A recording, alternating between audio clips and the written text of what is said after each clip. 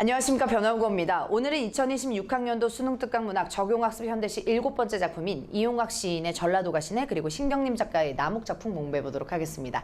네, 마이크 이슈로 인해서 제가 재촬영하며 재업로드한다는 점 양해 부탁드리겠습니다. 불편을 드려 죄송하고요. 제가 현장 강의 그리고 수업 준비 교재 여러 가지 일 때문에 지금 제가 최선을 다해서 빠르게 올려드리고 있다는 점 양해 부탁드리겠습니다. 네, 그렇다면 더 좋은 퀄리티로 자세히 또 수업 영상 올리도록 하겠고요. 자, 먼저 이용학 시인의 전라도가 시 한번 같이 공부해 보도록 하겠습니다.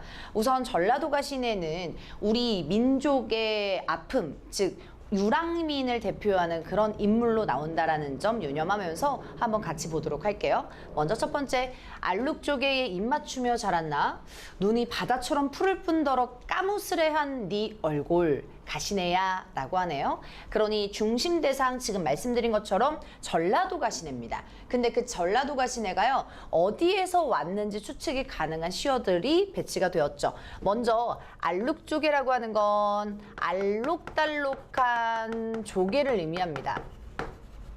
그러니 이 시행을 보면서 가시네는 전라도 지역 중에 해안 지역에서 왔다라는 게 추측 가능하겠죠.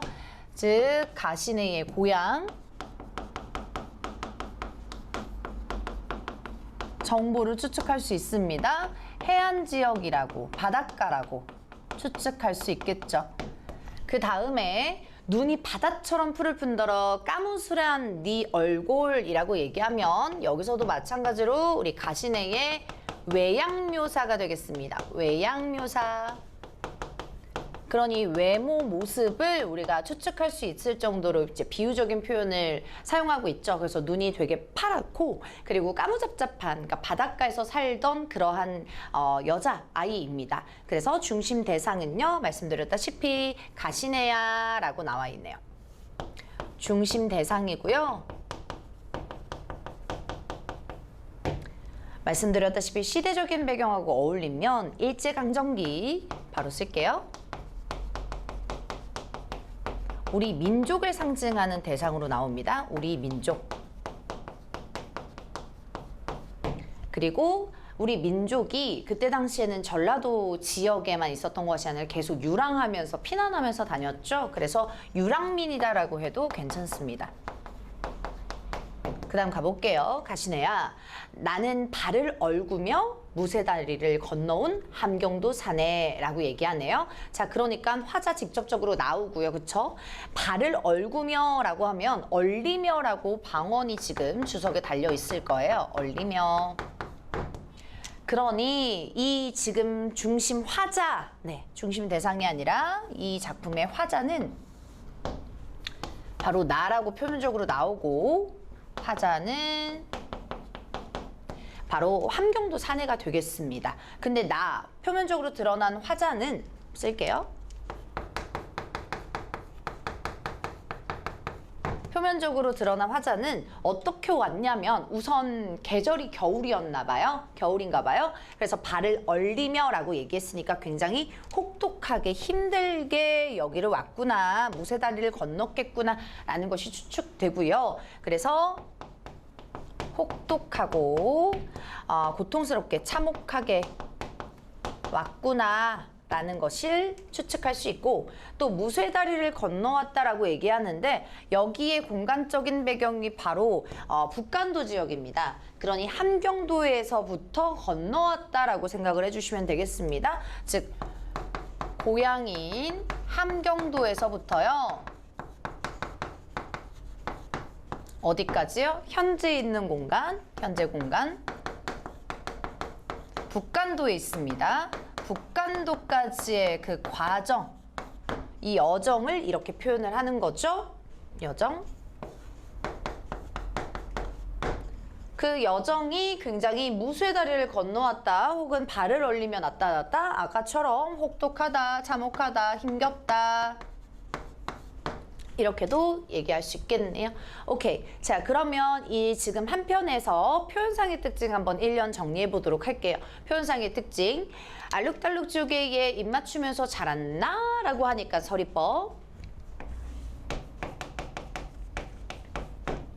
눈이 바다처럼 지규, 푸를 색채 이미지, 시각적인 이미지, 까무스레한, 까무잡잡한 색채 이미지 추측할 수 있고요. 역시나 시각적인 표현이라는 거. 자, 여기 중요하죠. 가시네야라고 얘기했을 때 표현상의 특징이요. 자, 우선 구체적인 청자가 있다. 맞아요? 네, 맞죠. 구체적 청자가 있고요.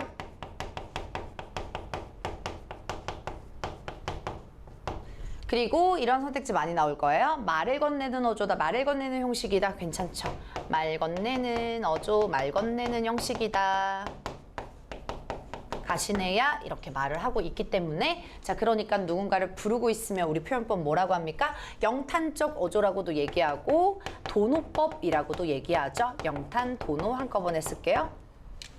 좋습니다. 그리고 감각적인 거 계속 이어갈게요. 나는 발을 얼구며 발을 얼린다, 꽁꽁 언다 라고 얘기를 하면 우리 무슨 감각? 네, 우리 촉각적인 거. 촉각적인 심상. 그래서 수능 특강 문제에서 기억을 어떻게 표현합니까? 감각적인 심상을 활용하여 혹독한 현실을 드러내고 있다. 굉장히 맞는 표현. 그죠? 무쇠 다리를 건너온 함경도 사례. 먼저 함경도 사내에 함경도 먼저 체크. 뒤에서도 나오겠지만 제목에서도 나오고요. 그냥 가시네 아니고 전라도 가시네죠. 이렇게 구체적인 지명이, 실제 지명이 사용되고 있습니다. 구체적 지명. 그리고 이렇게 얼구며라고 하는, 얼리며라고 하는 요런 방언들 사용돼요. 그래서 이러한 표현상의 특징 먼저 정리를 하고 들어갑시다. 볼게요. 우선 이 작품의 특징, 이렇게 전라도 가시네, 함경도 사네 이런 식으로 나오는 구체적인 지명 사용한다는 거, 뭐 실제 지명 사용한다는 거 괜찮아요. 이런 것들의 효과를 좀 봐줘야 되는데 구체적인 지명, 뭐 실제 지명이라고 하면 사실감 괜찮고요. 그리고 어떠한 이야기가 굉장히 디테일하게 세밀하게 부여가 되는 거거든요. 뒤에서 나오겠지만 시간의 흐름에 따라서 전개를 한다든가 혹은 이렇게 디테일한 지역명이 나와서 정말 하나의 스토리, 하나의 이야기가 형성된다라고 해서 특성 자체를 서사성이라고 합니다. 어떤 성이요? 어떤 특성? 서사성. 이 서사성은 말씀드렸다시피 하나의 이야기가 굉장히 구체적으로 형상화됐다 이렇게 생각을 해주시면 되겠습니다. 하나의 스토리가 굉장히 디테일하다라고 생각을 해주시면 돼요. 자, 그리고 또 하나의 공통점, 방언 한쪽에 메모합시다. 방언 사투리 사용하면 어떤 효과 있어요, 여러분? 방언 사투리 사용하면요, 어떤 효과 있습니까? 네, 사실감 마찬가지로 또 있고요. 향토, 토속 나와줘야죠. 그죠? 향토, 토속성. 네, 그래서 1년에서는 지금 표현 방식도 굉장히 중요하고 감각적인 이미지 중요하고요. 그리고 비유적인 표현 사용하면서 외양묘사도 나왔고 청자 설정에서 말 건네는 어조도 나왔고 네, 그리고 자신을 소개하는 그러한 부분도 나왔습니다. 1년 굉장히 중요하고요. 2년 가볼게요. 바람 소리도 호개도 인전 무섭지 않다만 이라고 합니다. 자, 바람 소리 가뜩이나 추워요. 혹독해요. 근데 바람 소리가 나요. 휙휙 부정적인 시험. 그래서 혹독한 추위, 실현 고난이 되겠고요. 호계라고 하는 거 단어 뜻풀이 밑에 나와 있지만 일명 호가입니다. 호가, 그죠? 이 호가 한자로 표현했을 때의 오랑캐호, 병자호란할 때 호이겠죠. 그래서 여기서는 청나라, 즉 오랑캐의 노래라고 인식해 주시면 돼요.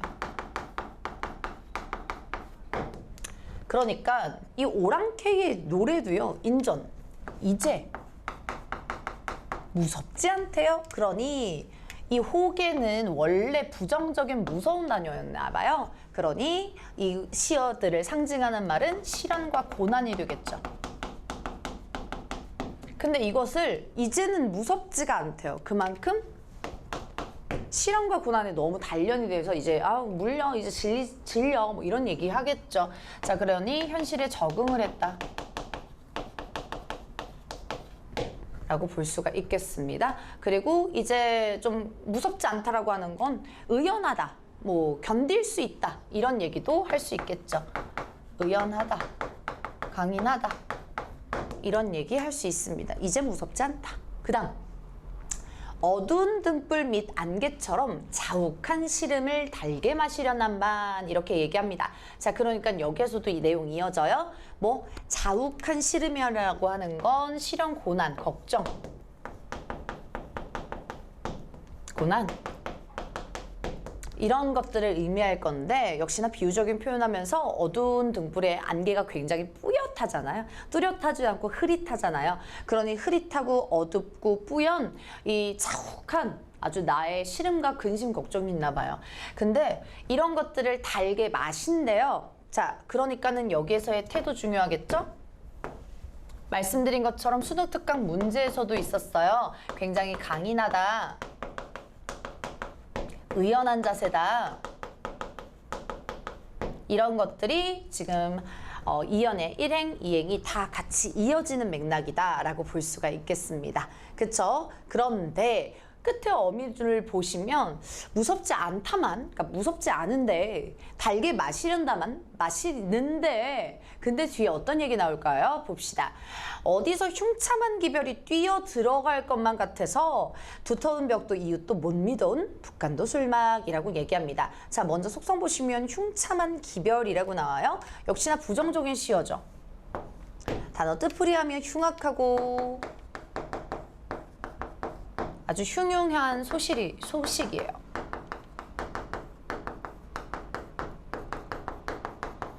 그래서 어디서 굉장히 흉악한 소식이 들려올 것만 같대요.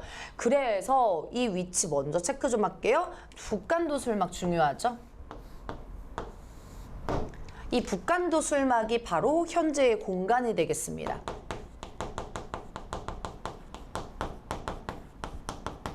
근데 그 현재의 공간의 수식기호 좀 볼게요. 수식어 좀 볼게요.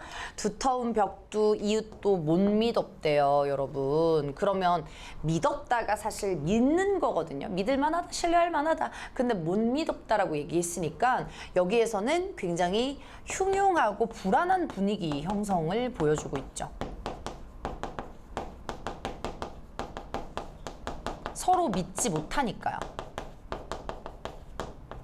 서로 믿지 못해요.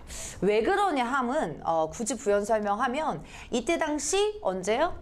일제강점기 당시에 북간도로 많이 이주를 하고 유랑민들이 살고 있었는데 이 사람들끼리도 분열이 일어날 수 있는 거예요. 자기가 먹고 사는 거에 힘들어서. 그래서 이 사람이 독립운동했어요. 저 사람이 광복운동했어요. 라고 해서 막 찌르고 있잖아요. 그러니까 밀고자들 때문에 못 믿다. 그리고 다 타양에서 고향 사람들이 아니기 때문에 다 타양에서 이곳저곳에서 왔어서 서로 믿었지 못하다라는 겁니다. 그래서 밀고자라든지 다 실향민들 이기 때문에 굉장히 흉흉하고 불안한 분위기가 형성된다라고 이해해 주시면 되겠습니다. 북간도 술막이라고 하는 공간에 전라도가 시내와 그 다음에 함경도 산에 있는 화자가 있는 공간이라고 생각해 주시면 돼요. 다시 현재의 공간도가 가시내와 산에 즉 화자요 있는 공간인데 이 둘은 여기 공간이 고향이겠어요? 타양이겠어요? 네, 타향이겠죠. 북간도 술막은 이미지가 뭐냐면 이들에게 타향이겠고요. 혹은 실향민이라는 이미지 줄 거고 그 다음에 굉장히 불안하고 가난하다 이런 이미지랑 어울리는 공간이 되겠습니다. 자, 그래서 우리 표현법 보시면 바람, 소리, 청각적인 이미지 무서운 거 이렇게 열거될 수 있어요.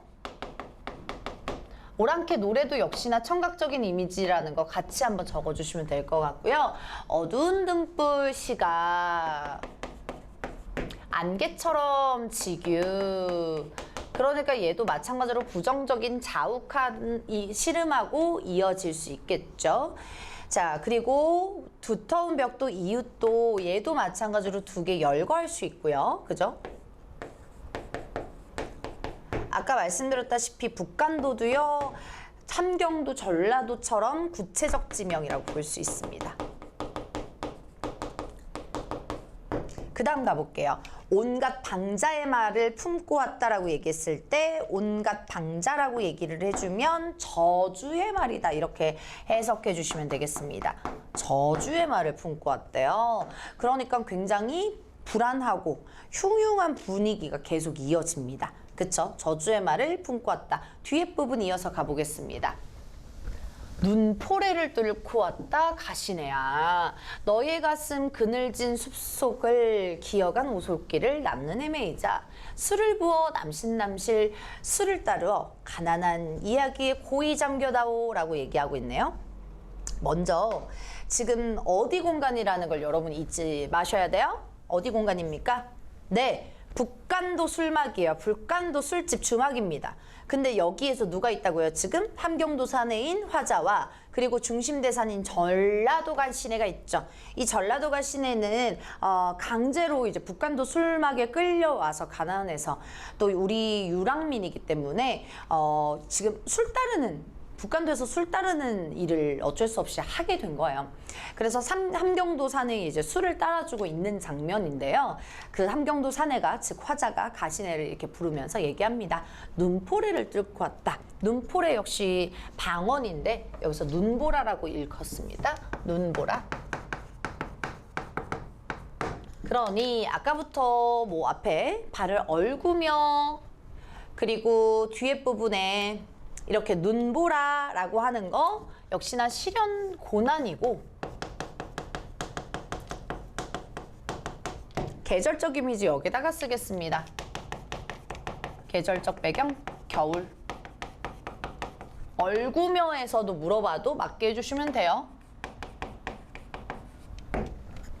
가시네야. 누가요? 여기선 중요한 거 주어. 누가?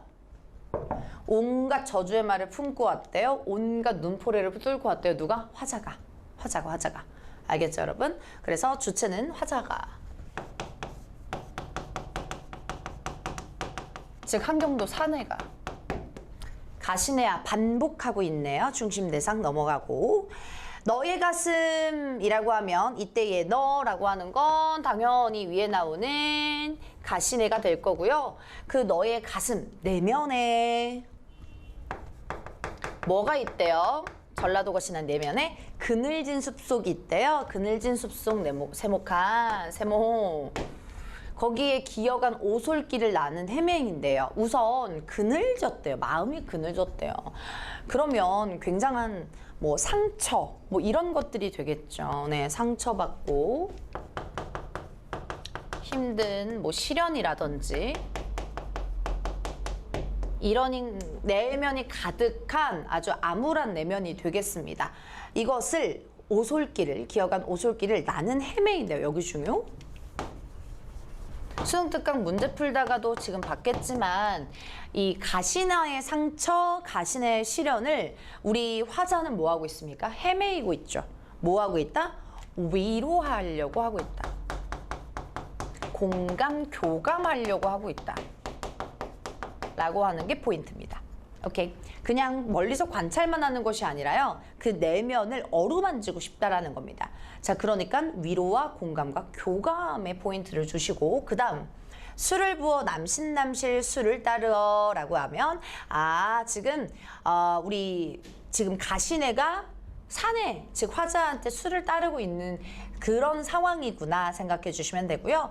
그 다음 가난한 이야기라고 얘기했을 때 동그라미 칠게요. 가난한 이야기에 고이 잠거다오 라고 하면 지금 술을 따르면서 가시네가 자신의 썰을 풀고 있습니다. 가시네의 사연이라고 쓸게요. 그러니 자신의 과거의 아픔, 상처를 얘기하겠네요. 자, 그러니 여기에서는 누가 누구한테? 네, 가시네가 사내에게 술을 붓고 술을 따르고 있습니다. 여기 부분까지 표현상의 특징 먼저 정리하고 그 다음 넘어갈게요. 눈보라를 뚫고 왔다 가시네야. 아까 얘기했듯이 영탄, 도노 다 되고요. 말 건네노조 다 되고요. 반복이라고만 쓸게요. 그늘진 숲속 시각적인 이미지. 술을 부어 남실남실이라고 하는 건 남실남실 소리는 아니죠. 남실남실 넘치려고 하는 모양이기 때문에 의태어, 음성상징어 사용됩니다. 의태어.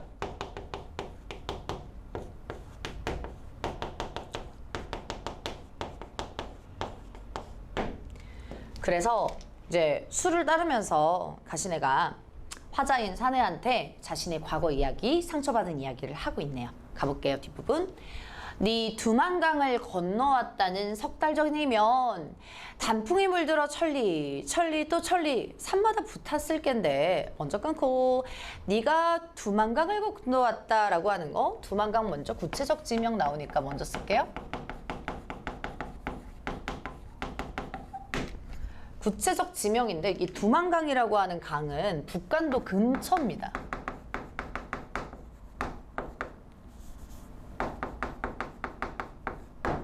그러니까 네가 두만강을 건너왔다는 이라고 하면 고향을 떠나온, 그죠? 고향인 전라도를 떠나온 석 달 전 구체적인 시기 있습니다.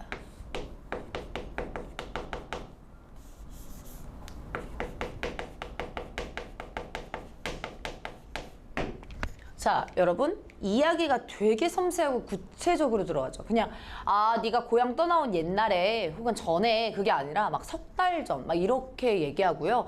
막 천리 막 또 이렇게 구체적으로 얘기해요. 아까 제가 얘기한 구체적 실제 지명뿐만 아니라 구체적 시기 이런 식으로 들어가면 또 이야기가 풍성해지는 이야기의 특성, 서사성이 올라간다 이렇게 얘기합니다. 그래서 이 작품 표현상의 특징, 뭐 서술상의 특징이 될 수 있으니까 기억해 주시고 그 다음 석 달 전에는 이 계절이 언제겠어요? 지금 현재가 겨울이니까 석 달 전에는 가을이었겠네요. 그러니 이런 표현 나옵니다. 뭐요? 단풍이 물들어 산마다 불탔다. 이런 거, 즉 석 달 전에 계절은 지금 보시는 것처럼 가을이었다. 근데 그 석 달 전이라고 하는 이 구체적인 시기는 아까도 얘기했듯이 고향을 떠나왔을 때의 계절이겠죠. 즉 가을은 우리 가시네가 떠나온 계절입니다. 그래서 우리 주체 잘 따져주세요. 우리 화자는 언제? 눈보라를 뚫고 지금 온 거예요, 막. 그리고 가시네는 석 달 전에 가을 때 남풍이 물들어 산마다 불탔을 때 이때 온 겁니다. 그리고 중간에 빠진 거 천리 또 천리라고 얘기하는데 요거 더하면 거리 언제예요? 거리 얼마나 돼요? 네, 삼천리죠. 삼천리.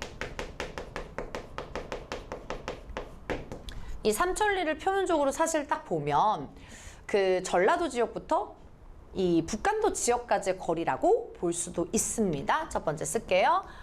삼천리는 이 가시네의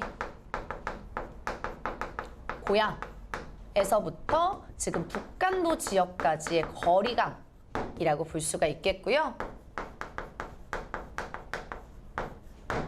이때 가시네 고향은 알다시피 전라도 그리고 지금 현재 있는 북간도 여태까지 천리 또 삼천리 또 걸러왔냐. 두 번째는 우리 삼천리라고 하면 딱 뭐가 떠오르세요? 네, 우리나라 국토 떠올리시면 됩니다. 그래서 막 자전거도 삼천리 자전거 우리나라를 뜻해가지고 그렇게 상표 브랜드명이 붙여진 겁니다. 아무튼 삼천리 하면 우리 국토입니다. 우리 국토 전체.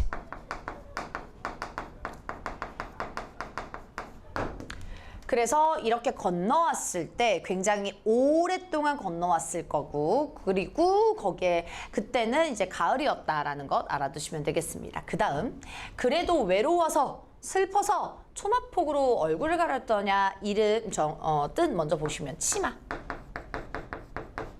치마폭 치마로 얼굴을 가렸더냐 누가? 가시네가. 그쵸. 그러니까 외로워서 슬퍼서 라고 하는 감정 정서 주체는 당연히 가시네일 거고요.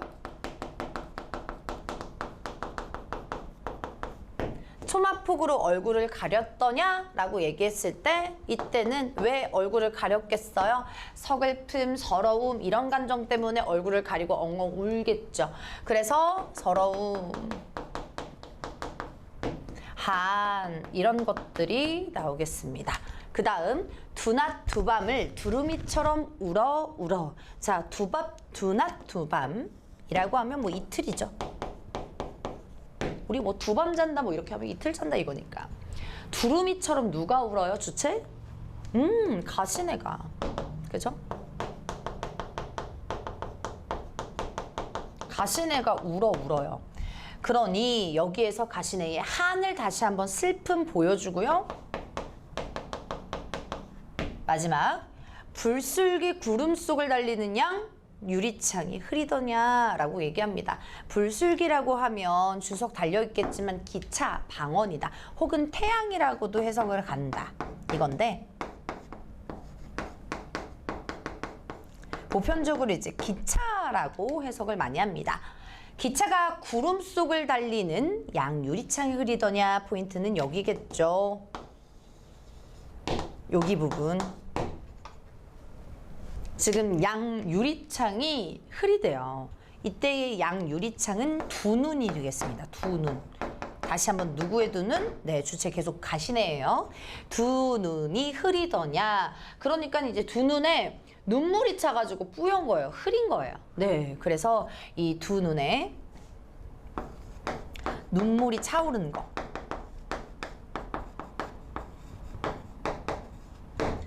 기차가 구름 속을 싹 달려요. 그 앞에 눈물이 가득 차가지고 앞에가 자욱하고 안개가 아주 껴있고 자욱하고 정말 슬프다 이런 것들을 보여주기 때문에 아시다시피 전라도 가시네의 한을 보여줍니다. 네, 좋습니다. 자, 그렇다면 이제 표현법 이렇게 표현법 정리를 해보도록 하겠습니다.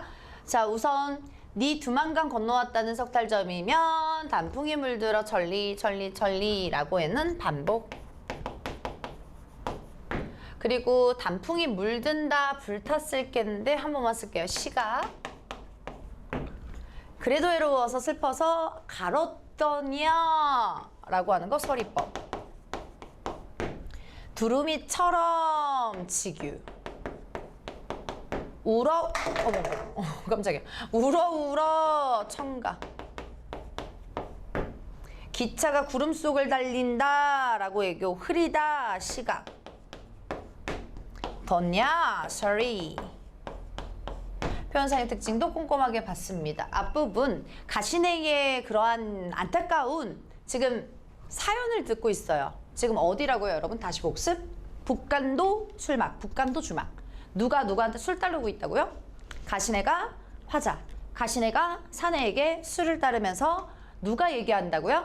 술을 따르면서 가난한 이야기 가시네가 얘기한다고요. 근데 그 가시네의 고통, 과거의 아픈 얘기를 쫙쫙쫙쫙 하는데 그 너의 내면 상처를 나는 헤매이고 싶대요. 그러니 보듬어주고 싶고 위로해주고 싶고 교감해주고 싶다라는 얘기가 지금 나오고 있습니다. 화자는 그리고 지금 현재 겨울 상황에서 눈보라를 뚫고 북간도 주막에 도착한 거고요. 가시네 이야기를 들어보니 가시네는 석 달 전에 가을 배경에서 지금 두만강을 건너서 삼천리 건너서 정말 멀거든요. 여기 북간도까지 왔다라는 것을 보여주고 있습니다. 삼천리는 그만큼 굉장히 먼 거리니까 가시네의 고향부터 북간도 간의 거리감, 물리적인 거리감도 보여주고요. 그리고 우리 국토 전체를 뜻하기도 한다. 그리고 가시네는 외롭고 슬퍼서 치마폭을 가려가지고 여기 왔는 거 아닌가. 그래서 이렇게 정말 서럽게 울었던 그런 가시네를 떠올리고 있습니다. 그러면서 계속 그래서 두 눈이 흐렸어? 계속 이렇게 서리를 던지는 건 그만큼 위로하고 그랬어? 하면서 토닥토닥 교감하고 공감하려고 하는 화자의 모습을 보여주고 있습니다. 네, 그 다음에 뒤에 부분 계속 이어갈게요. 여러분, 그래서 요거 작품은 계속 가시네야가 반복이 되니까 여러분 말 건네는 어조다, 표현상의 특징 정리 잘 해주시고, 그리고 특이한 점은 가시네야라고 말은 걸지만 가시네가 직접적으로 이제 말을 막 이렇게 써요 저렇게 써요가 아니라 지금 화자의 시선에서 지금 전달하고 있는 거거든요. 그래서 뭐 대화의 막 문답법이라든지 뭐 이런 것들은 주의해서 골라주시면 안 돼요. 문답법 이런 거 안 나옵니다. 가시네의 답변 이런 거 안 나와요. 그래서 그런 거 골라주시 마시고 뒤에 부분 가볼까요? 찰싹 부서지는 파도 소리에 취한 듯 때로 싸늘한 웃음이 소리 없이 새기는 보족의 가시네요. 가시네에 또 외양묘사 들어가고 있거든요. 그래서 가시네의 외양묘사. 먼저 찰싹 부서지는 파도 소리에 취한다 라고 얘기하면 사실 이 해안가에서 온 가시네이기 때문에 저런 표현들을 계속 쓰는 거거든요. 그래서 이 부서지는 파도 소리에 취한 것처럼 싸늘한 웃음이 소리 없이 새기는 보조개다 이렇게 얘기합니다. 그러니 이때 싸늘한 웃음은요, 약간 그런 거 있잖아요. 막 자기가 과거 썰 이렇게 풀면서 술 따르면서 과거 썰 막 푸는데 뭐 이런 느낌이거든. 그래서 현실을 되게 차갑게 보는 거예요. 싸늘한 웃음이라는 게 진짜 어이가 없어서 내가 진짜 현실이 진짜 그지 같네요. 막 이런 느낌이라서 얘는 지금 냉소적인 웃음이라는 선택지가 좀 많이 나오는 부분입니다. 냉소적 웃음. 네, 그러니 현실 냉소적 태도. 현실 냉소라고 쓸게요. 네, 현실 냉소. 웃음이 겹치니까 현실을 냉소하고 있다. 냉소적 태도. 이렇게 쓰면 한 번에 정리될 수 있겠습니다. 네, 아무튼 찰싹 부서지는 파도 소리에 취한 것처럼 이렇게 냉소적으로 씁쓸하게 웃는 그런 보조개가 딱 박힌 우리 가시네의 외양묘사 보여주고 있고, 그 다음 계속 가시네야 반복하면서 부르고 있습니다. 그 다음 울 듯 울지 않는 전라도 가시네야 하면서 지금 울 듯 울음을 참아내고 있는 거죠. 울음을 견딘다. 울음 참는. 고통 인내하려고 하는, 노력하는 전라도 가시네 모습 보여주고 있습니다. 그 다음 두어 마디 너의 사투리로 때 아닌 봄을 불러줄게 라고 합니다. 자, 함경도는요, 지금 따지면 우리 북한 지역에 있는 거예요. 북한은 굉장히 위쪽에. 그러면 북한 사투리랑 지금 전라도 사투리랑 다르겠죠. 끝에서 끝이기 때문에. 함경도는 한반도 위쪽에 있고 전라도는 밑에 있거든요. 근데 사투리가 섞이지 않는데 함경도 사내가 전라도 사투리, 너의 사투리로 봄을 불러준다라는 의미는 즉 친근감, 위로하려고, 그래서 너의 사투리, 상대방의 사투리를 구현한다 이렇게 받아들이시면 되겠죠. 두어 마디 너의 사투리라고 하는 것은 이 가시네에게 하는 위로, 뭐 유대감 이런 것 때문에 사투리로, 같은 사투리로 하고요. 그 다음 여기 중요하죠. 때 아닌 봄을 불러줄게. 동그라미 별표 칠게요. 자, 우선 첫 번째, 두 번째 의미로 정리를 할 건데, 우선 저 시어를 봤을 때 봄이 지금 왔대요, 안 왔대요, 여러분? 때 아닌 봄이라고 하면 봄이 온 거예요, 안 온 거예요? 안 온 거죠. 때가 아닌 봄이기 때문에 현재 봄이 없다. 봄의 부재.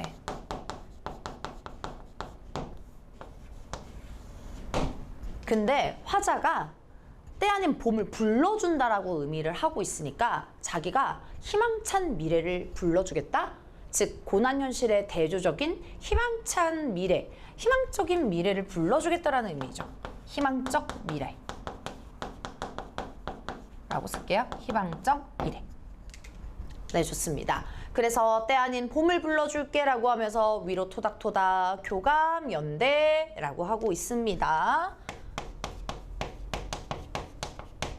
교감, 연대감, 네, 공감 다 들어갈 수 있는 파트이겠습니다. 그 다음 손때 수집은 분홍댕기 휘휘 날리며 잠깐 너의 나라로 돌아가리라 라고 하는데, 지금 댕기 뭐 머리 땄고 끝에 있는 거 있잖아요. 근데 이제 손때가 이제 묻은 거죠. 수집은은 수주분이라고 해석해 주시면 되고요. 사투리입니다. 지금 요 차림새를 보니까 당연히 분홍댕기 맨 가시네의 또 외양묘사겠죠? 가시네의 외양묘사 차림새라고 할게요. 근데 그 차림새가 손때가 좀 묻어 있으니 뭐 가난하다 이거 괜찮아요. 뭐 초라하다, 수능특강 문제에서도 선택지 이런 것들 봤을 거예요. 가난하고 초라하다. 휘휘 날리며 잠깐 너의 나라로 돌아가거라 라고 얘기하면 다시 한번 구체적인 청자 가시네고요. 이때 너의 나라라고 얘기하면 가시네의 고향이 되겠습니다. 자, 그래서 전라도겠죠. 그래서 너의 나라로 돌아가거라 라고 하는 거, 뭐 때 아닌 봄을 불러줄게, 너 고향 간 거 생각해봐 라고 하는 그런 위로의 말을 다시 한번 건넵니다.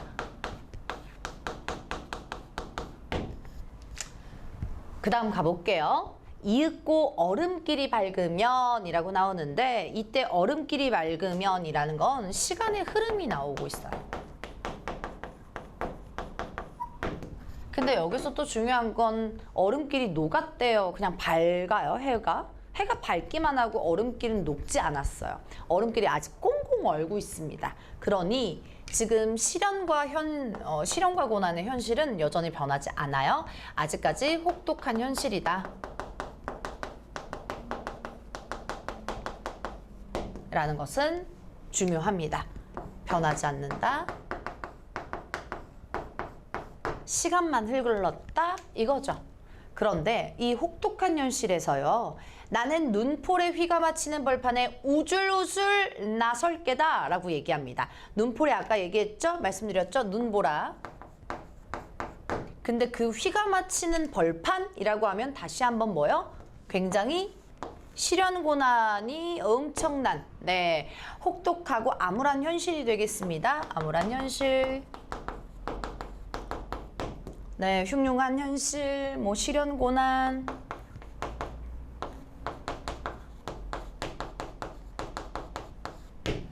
이러한 현실에서 우줄우줄 나설 게다. 여기 중요.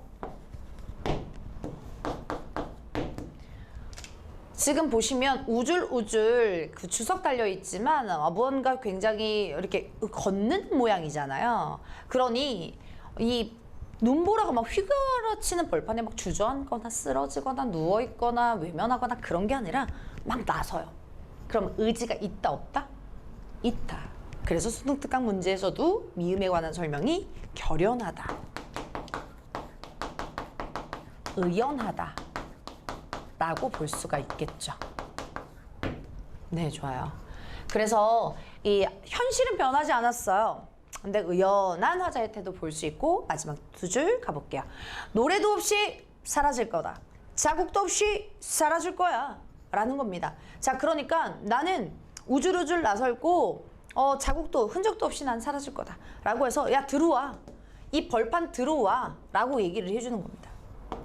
그러니 화자의 태도는요, 현실에 대해서 극복하려는 의지, 극복 의지. 다시 한번 결연한 태도, 현실을 의연하게 받아들이는 태도, 이런 것들의 키워드를 연결하실 수 있겠죠. 네, 좋습니다. 우리 전라도가 시내 형식장의 특징 마지막 파트 쭉 정리하고 내용 정리도 같이 해드릴게요.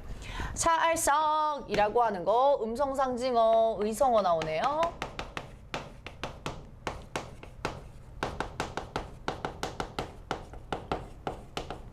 부서지는 파도 소리, 청각적인 심상. 의성어도 청각적인 거 이어질 수 있고요. 취한 듯 지규. 싸늘한 웃음이 소리 없이 생기는 보족의 가시네야. 계속 반복. 청자 계속 반복. 도노법 반복. 영탄 반복. 다 괜찮죠? 울 듯 울지 않는 반복.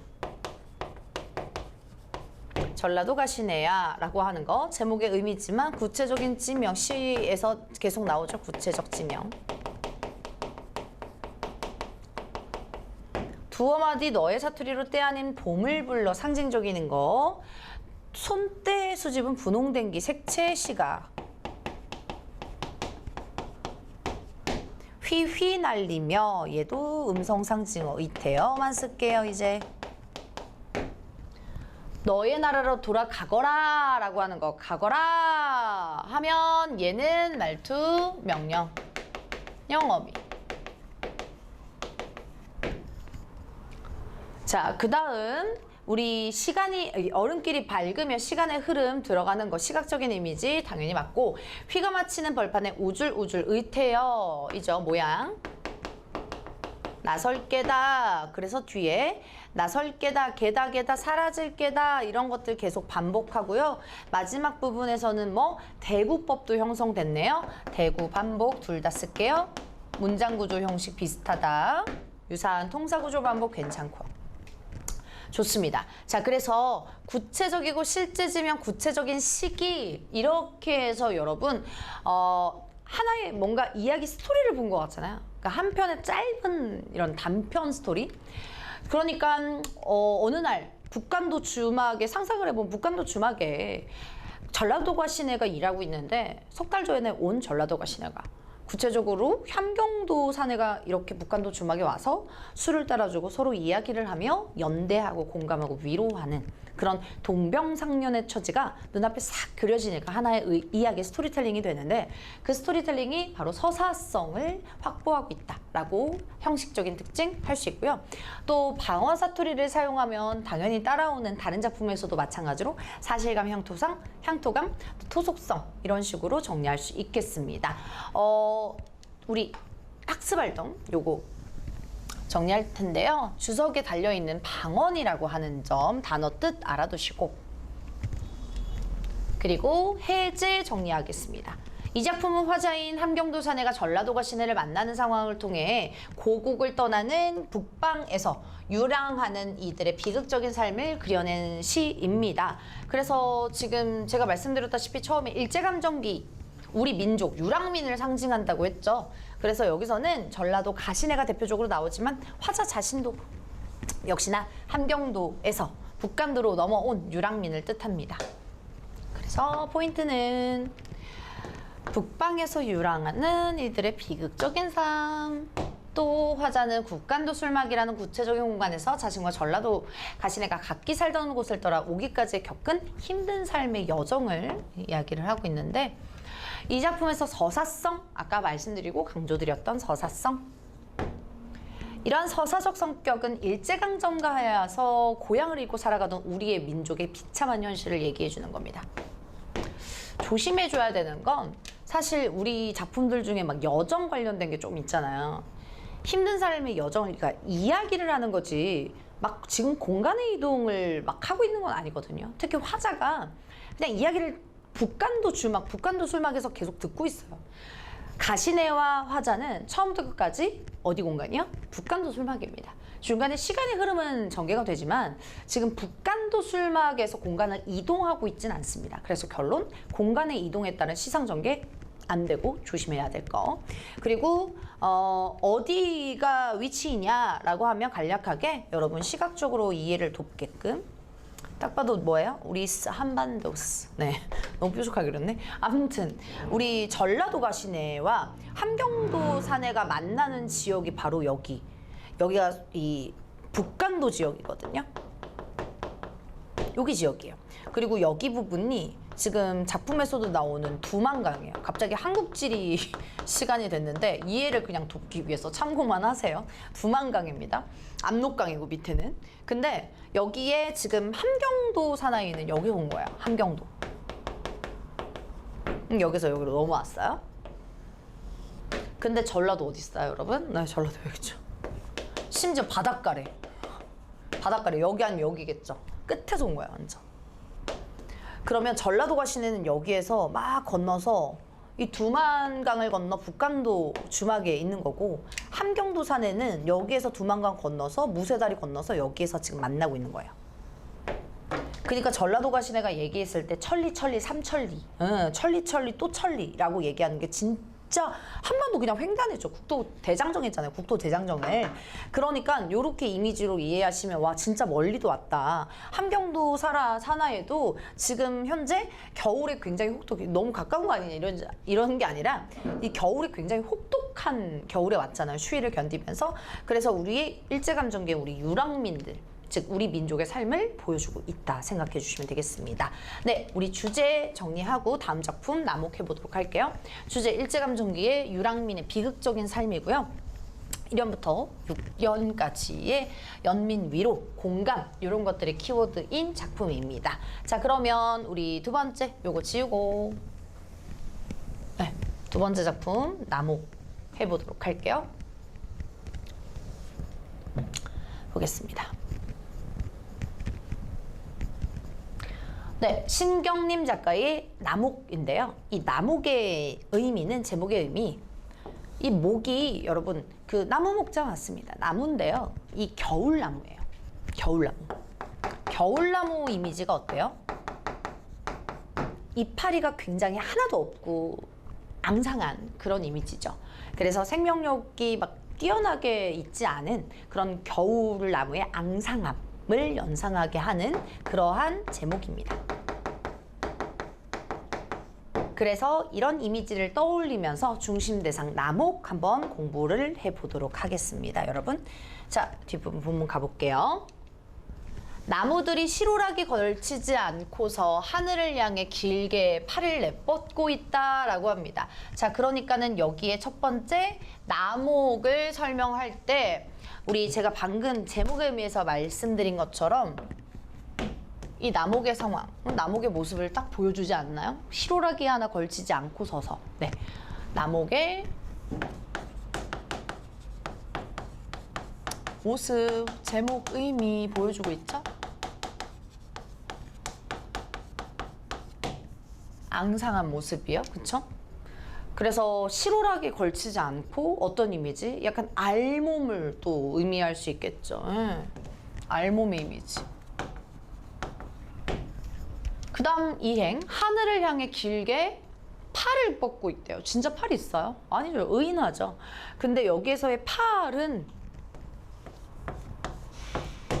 줄기가 되겠습니다. 하나의 줄기. 그러니까는 나무의 줄기 자체가 위로 이렇게 솟잖아요, 여러분 생장할 때. 그래서 이 팔을 이렇게 내뻗고 있다, 뭐 이런 식으로 지금 얘기를 해주고 있습니다. 아무튼 나무의 줄기고요. 공간념은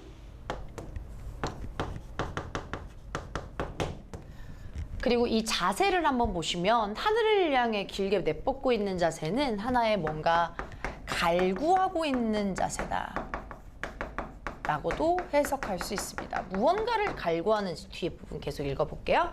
밤이면 메마른 손끝에 아름다운 별빛을 받아 드러낸 몸통에서 흙 속에 박은 뿌리까지 우선 먼저 끊고 시간적 배경 나오나요, 여러분? 네, 시간적 배경 나오죠. 밤.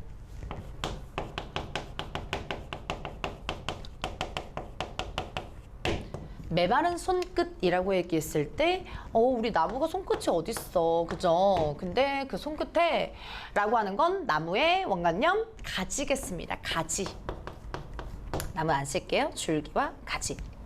근데 그 가지가요, 아름다운, 메말랐는데 굉장히 앙상한데 그 아름다운 별빛을 받아서 드러낸 몸통에서, 몸통이 또 어디 있겠어요? 원관념 위에서 나왔던 팔과 손끝, 줄기, 가지가 되겠죠. 흙 속에 박은 뿌리까지. 뿌리 나옵니다. 그것으로 말끔히 씻어내려는 것이겠지 이렇게 나오는데 그것이 뭐예요? 그것? 아름다운 별빛이에요. 그러니까 별빛을 받아서 말끔히 씻어낸대요. 어떤 걸요? 네, 이 나목은 지금 하나도 걸치지 않고 메마른 손끝 그리고 뭔가를 다 드러내고 있는 상처를 간직한 거예요. 고통을 간직한 거거든요. 그 고통을 어떻게 해요? 아픔을 말끔히 씻어내려는 것이다 라는 겁니다. 무엇을? 상처를. 말끔히 씻어내려는 거. 그러니 여기서 중요한 시연은 첫 번째 포인트, 아름다운 별빛이 되겠습니다. 아름다운 별빛, 동그라미 별표. 자, 나무가 어떠한 것을 받는 존재일까요? 아름다운 별빛을 받아서 말끔히 상처를 씻으려니까 상처 치유. 상처를 치유할 수 있는 대상이라고 볼 수 있고, 또 위로할 수 있는 대상이다. 위로받는 것이다.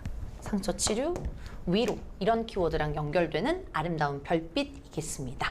네, 결론. 다시 한번 별빛으로 나무는 상처를 치유하려고 노력을 합니다. 그 다음, 터진 살갗에 새겨진 고달픈 삶이나 뒤틀린 허리에 베인 구질구질한 나날이야. 계속 나무를 비유하고 있는데 여기에 터진 살갗, 살이 없는데 살갗이라고 하고, 허리도 명확하지 않은 뒤틀린 허리라고 얘기해요. 역시나 의인법인데요.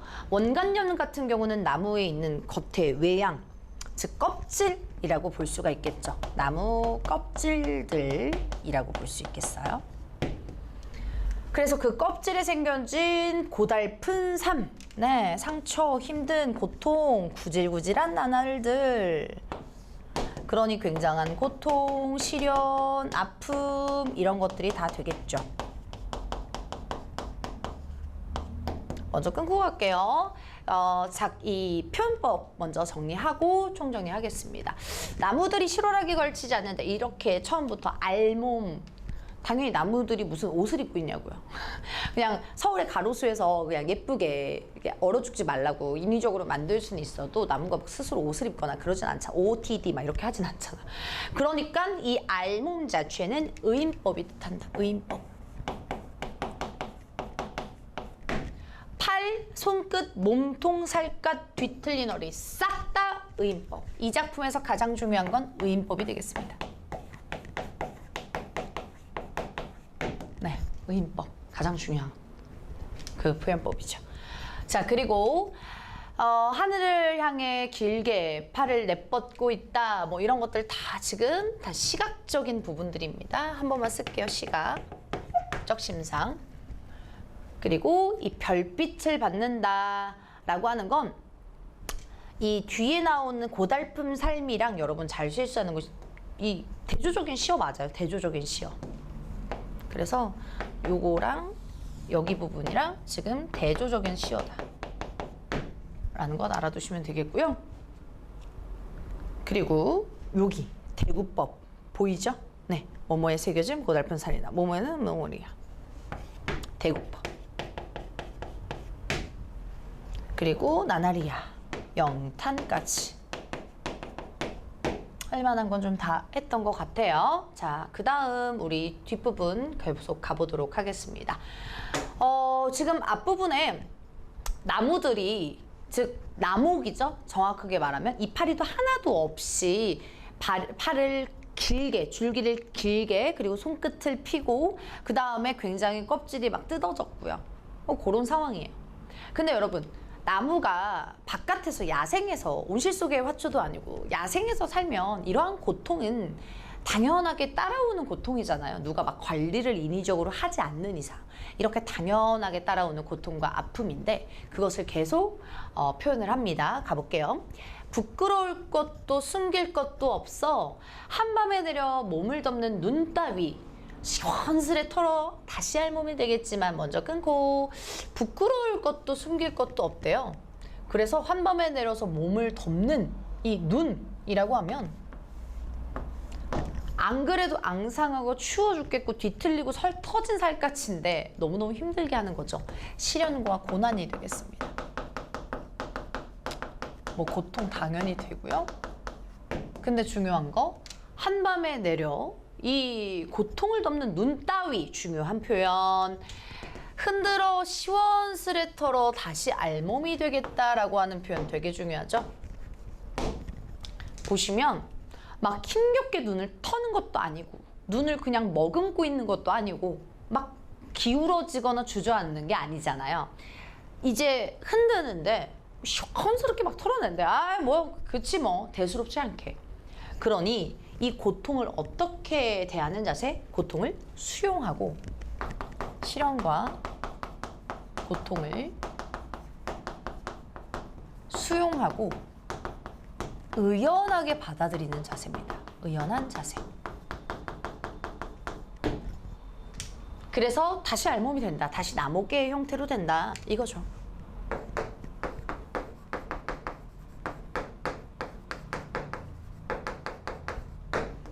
그러니 나목은 결국 시련과 고난에 좌절하지 않고 목매지 않고 극복하는 대상으로 될 수 있겠고요. 마지막 부분 가볼게요. 알고 있을까? 그들 때로 서로 부둥켜 안고 온몸을 떨며 깊은 울음을 터뜨릴 때 멀리서 같이 우는 사람이 있다는 것을 이렇게 얘기합니다. 자, 그들이라고 하면 나무들. 네, 여기선 나목이죠. 서로 부둥켜 안고라고 하면 나무들끼리 서로 온몸을 떨려 깊은 울음을 터뜨린대요. 그러니 서로 이 고통을 나누면서 연대감, 서로 위로하는 모습이고요. 혹은 견디는 모습이다. 괜찮아요?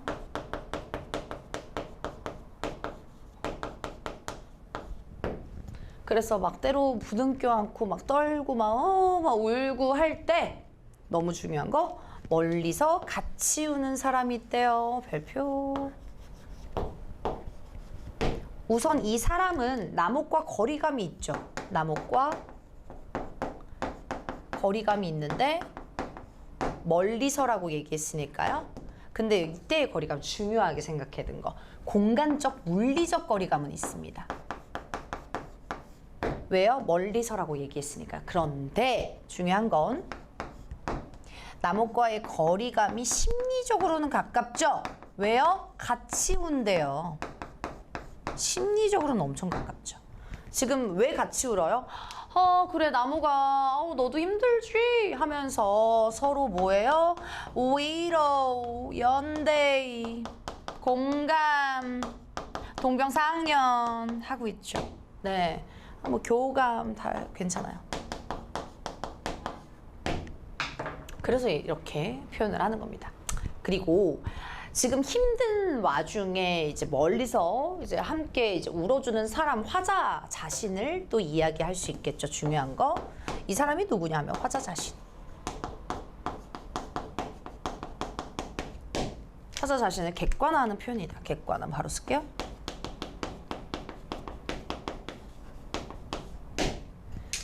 자, 근데 이 나무들 왜 힘들어요, 여러분? 왜 힘드나요? 뭔가 특이한 일이 있나요? 누가 괴롭혔나요? 누가 뱉나요? 아니죠. 사실 이거 자연의 일이죠, 여러분.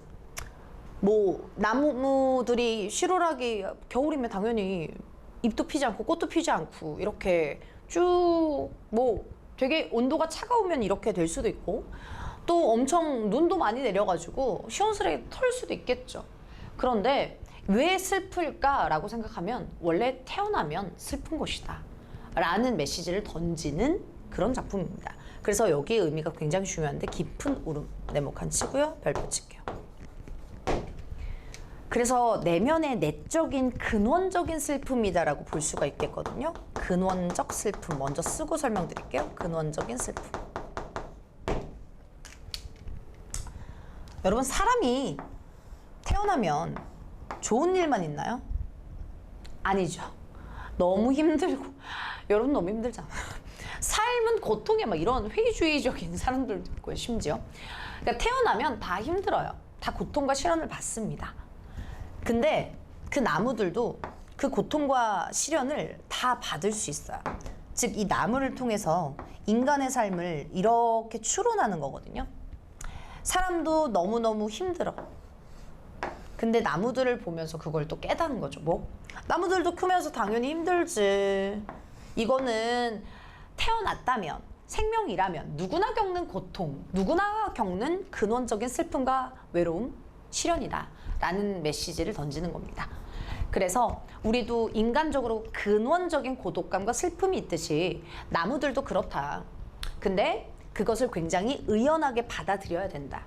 그리고 그 모습을 보면서 이 인간도 공감을 해준다라고 하는 작품입니다.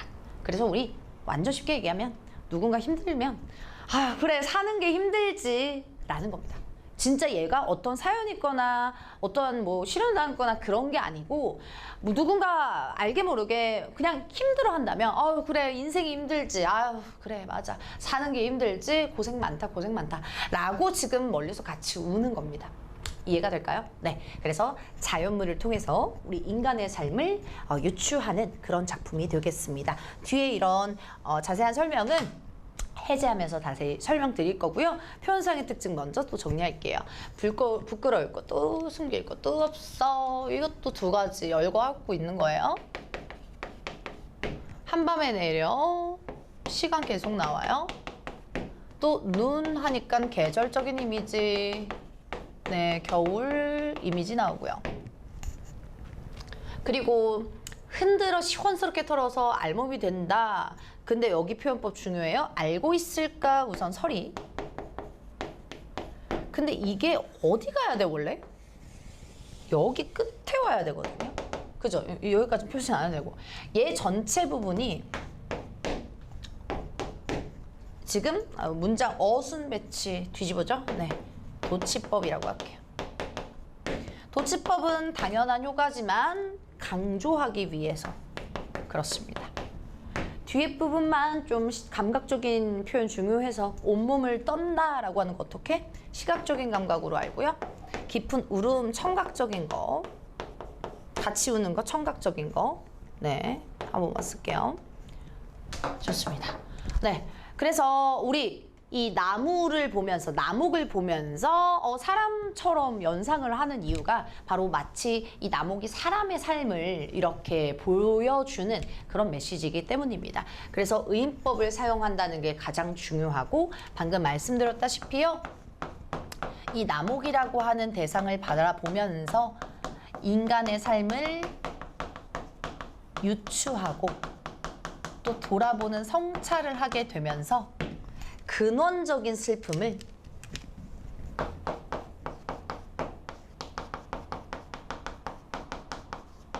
화자는 심히 공감하고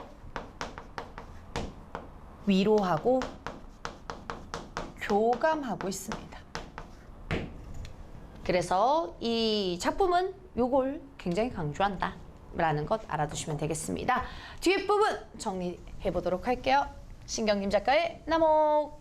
이 작품은 잎이 모두 진 채 서 있는 겨울나무의 모습을 통해서 고통스러운 현실 속에서 살아가는 존재들과 그들의 내면을 찾아오고 있는 슬픔을 노래한 시입니다.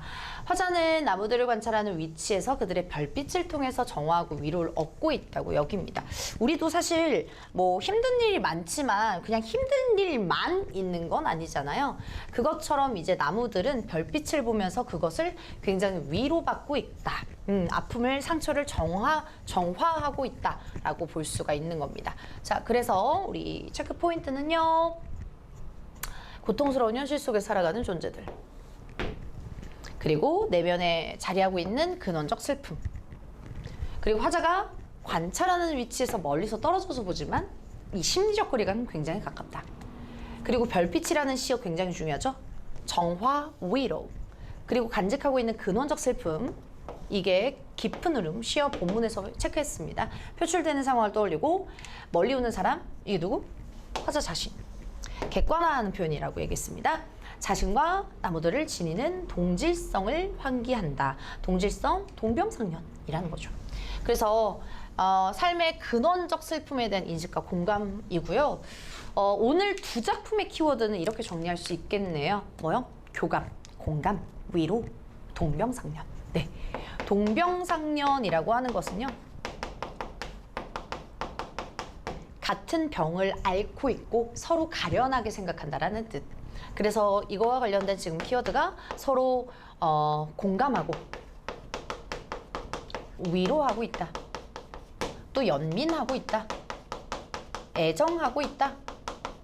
뭐 교감하고 있다 등등등등 굉장히 많은 키워드로 자리 잡고 있습니다. 그래서 가작품 같은 경우는 키워드 마지막으로 정리하면 전라도 가시네가 중심 소재였죠. 중심 대상이었죠. 그 전라도 가시네를 보면서 누가요? 함경도 사내가 화자로 설정돼서 이 동병상련 뭐 공감 위로 연민을 하고 있다라고 볼 수가 있겠습니다. 그런데 가시네야 가시네야 이렇게 부르고 있잖아요. 그럼 이 함경도 사내가 계속 일방적으로 가시네 이야기를 들으면서 드는 느낌을 지금 얘기하고 있습니다. 그래서 선택지에서 이 화자의 시선으로 재구성해서 이제 서술한다라고 하는 이야기가 뭐냐면요. 예를 들어 이렇게 직접 인용을 안 하고 화자의 시선으로 이제 한번 간접 인용처럼 이렇게 한번 의역해서 요약을 해준다라는 겁니다. 아시겠죠, 여러분? 가신의 이야기를 듣고 있다. 그리고 나 작품 같은 경우는 중심 소재 뭐예요? 나목이죠. 그 나목을 이제 줄기는 팔, 그리고 손끝, 뭐 살갗, 뭐 앞에 시어 뭐였죠? 네, 허리 이렇게 비유하고, 뭐 몸통 이렇게 비유했어요. 그래서 살, 손끝, 뭐 줄기, 가지 시를 썼던 거예요. 뭐 껍질, 이러한 상처 많은 나목을 보면서 마지막 연에서 멀리 같이 우는 사람이라고 표현을 합니다.